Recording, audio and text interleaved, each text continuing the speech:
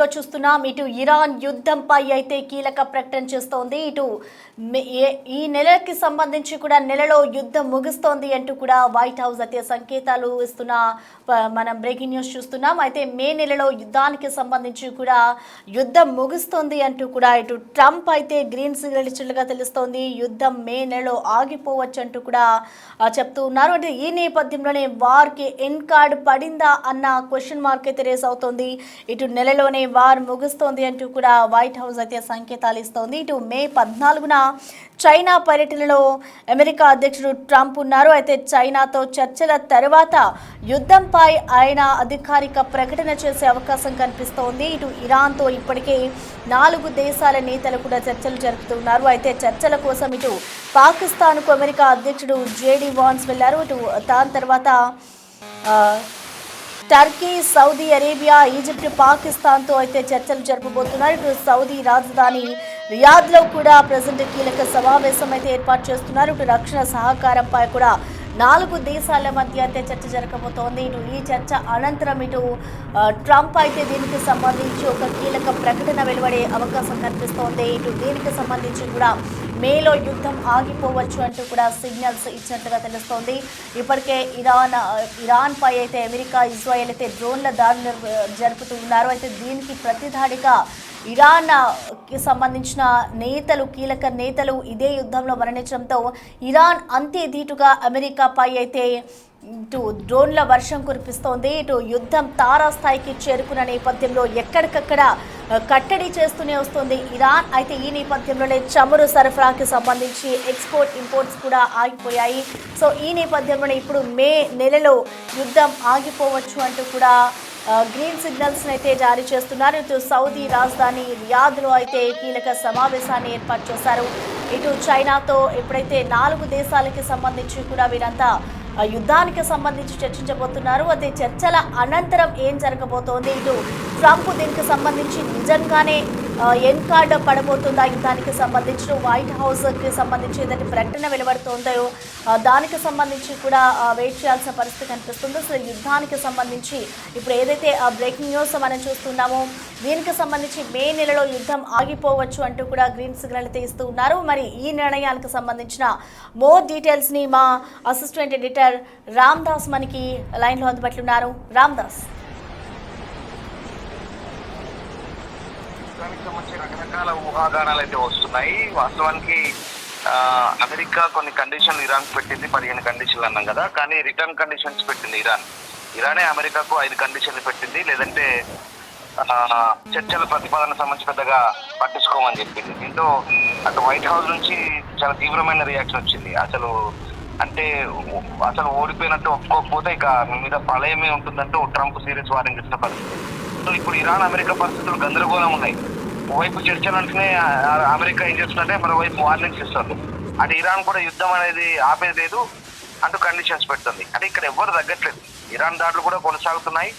ఇంకా ఈ నేపథ్యంలో ముఖ్యంగా ఇరాన్ పై అమెరికా, ఇజ్రాయెల్ యుద్ధం ఆగిపోవాలని చాలా మంది కోరుకుంటున్నారు. కానీ అమెరికా ఈ విషయాన్ని సానుకూల చర్చలతో ముగించేలా కనిపించట్లేదు. బెదిరించి మరి ఇరాన్ ను తమ దారి తెచ్చుకోవాలని కనబడుతుంది. ఇదే ఇక్కడ పెద్ద సమస్యగా మనకు అర్థం చేసుకోవచ్చు. అసలు ట్రంప్ ఏం చెప్తున్నారు?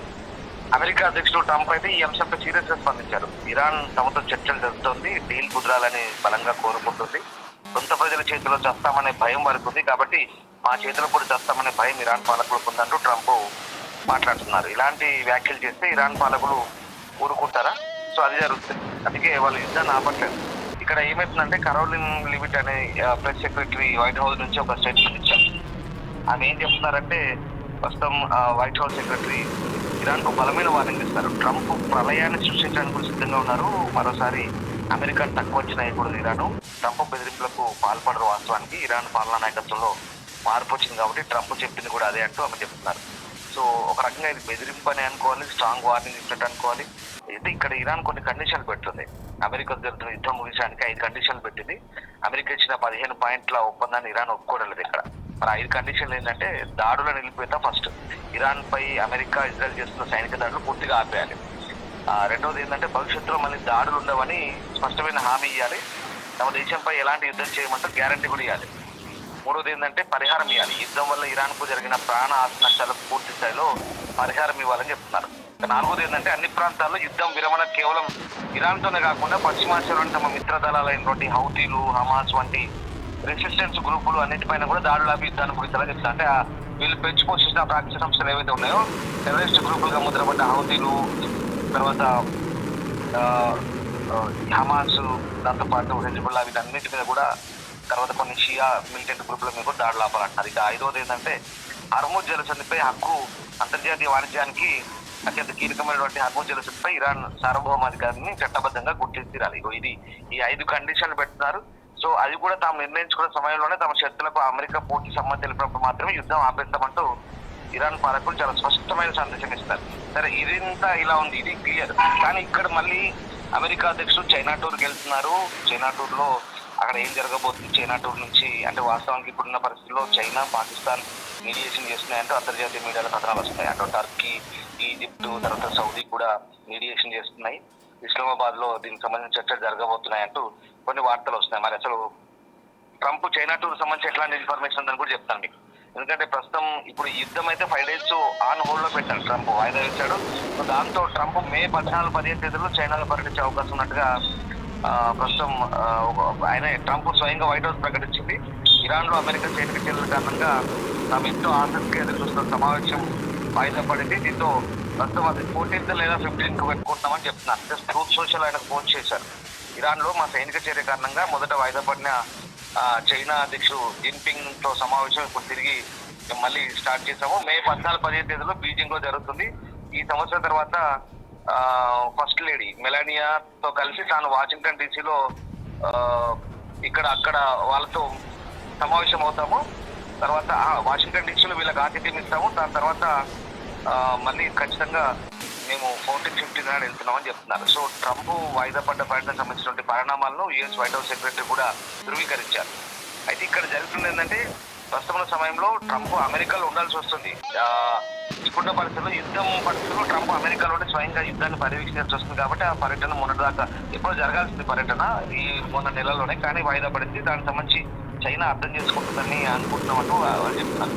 అలాగే ఇప్పుడు పరిస్థితుల్లో మరి యుద్ధం ముగింపు విషయంలో ఎలాంటి ముందస్తు షరతులు లేవు. ఈ ఆపరేషన్ సమయంలో అధ్యక్షుడు ఇక్కడ ఉండడం ముఖ్యమని భావించి మేము ఈ నిర్ణయం తీసుకున్నాము. సో మధ్యప్రాచ్యంలో ఉద్రిక్తతలు తీవ్రమవుతున్న నేపథ్యంలో మార్చి 17 అమెరికా అధ్యక్షుడు ట్రంప్ తన దేశంలో జరగనున్న పర్యటనకు హర్ముజ్ జలసంధి మూసివేతకు ఎలాంటి సంబంధం లేదంటూ చైనా కూడా అనౌన్స్ చేసింది. ఈ పర్యటన తేదీలకు సంబంధించి ఇరు పక్షాల మధ్య చర్చలు కొనసాగుతున్నాయంటూ చైనా విదేశాంగ మంత్రిత్వ శాఖ కూడా ఒక స్టేట్మెంట్ రిలీజ్ చేసింది.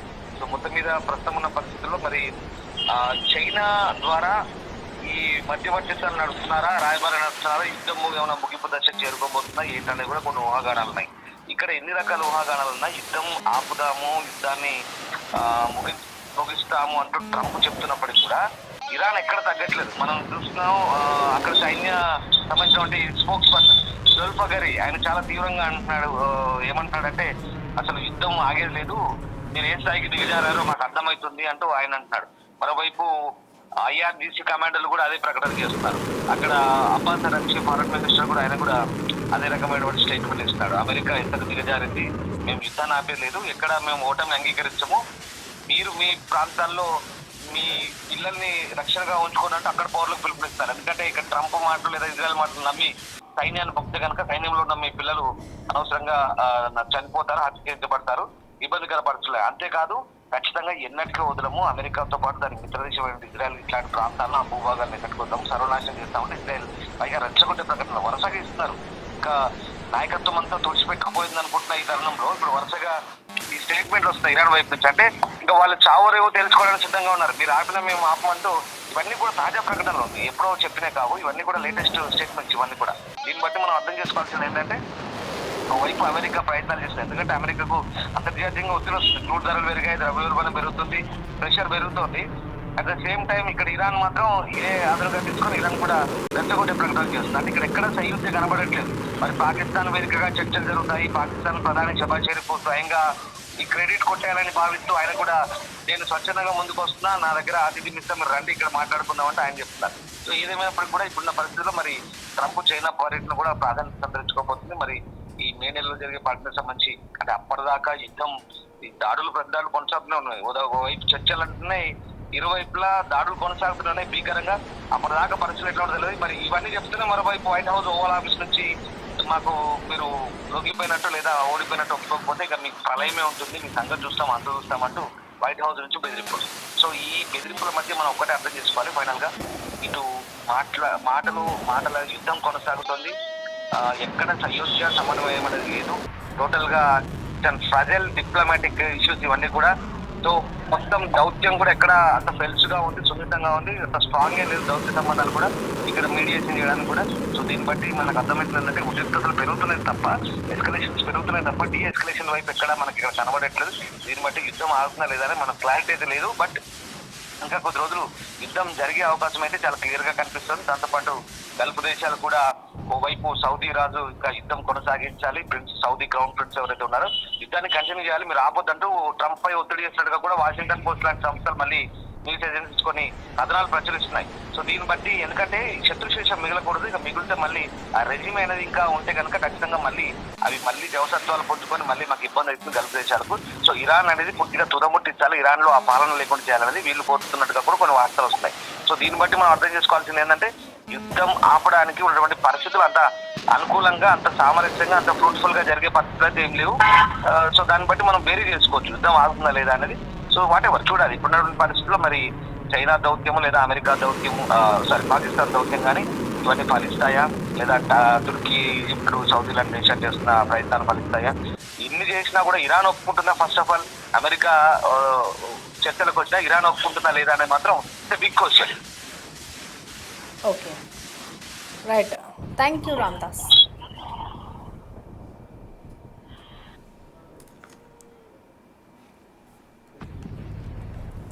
ఇటు ఇరాన్ యుద్ధం ముగుస్తోంది అంటూ కూడా సంచలన ప్రకటన చేస్తోంది. ఇటు నెలలో ముగింపు ఉండబోతోంది అంటూ కూడా వైట్ హౌస్ నుంచి సంకేతాలు అయితే వినిపిస్తున్నాయి.